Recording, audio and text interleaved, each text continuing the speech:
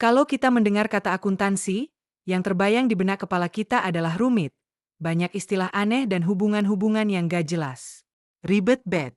Sebetulnya ada beberapa hal yang paling penting yang harus kita tahu, supaya kita ngerti akuntansi dan tidak terjebak dengan menghafal jurnal, buku besar dan alur-alur yang bikin ilfil sama akuntansi itu sendiri.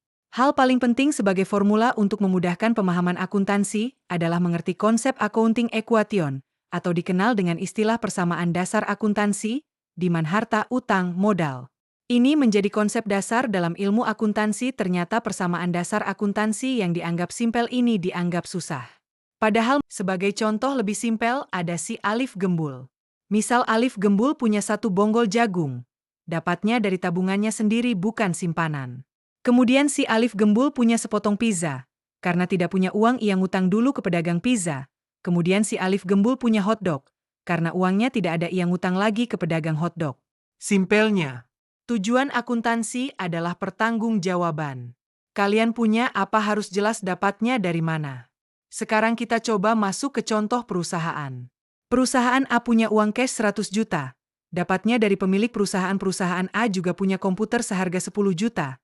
Dapatnya utang dari toko elektronik Pram. Perusahaan A punya kendaraan Trum seharga 500 juta. Karena mahal. Dapatnya dari DP uang sendiri 150 juta, sisanya utang ke dealer Swin 350 juta. Nah, semua yang dimiliki perusahaan A bisa dipertanggungjawabkan karena jelas asalnya dari mana. Nah, kita punya apa? Inilah yang dalam akuntansi disebut sebagai harta dan dicatat di sisi kanan, sementara kita ngutangnya ke siapa. Itu sebagai utang ditambah modal. Ini adalah ilustrasi sederhana persamaan dasar akuntansi. Dari contoh perusahaan A tadi, punya apa disebut harta, yang ngutang di pihak lain disebut utang, yang diambil dari pemilik perusahaan sendiri disebut modal.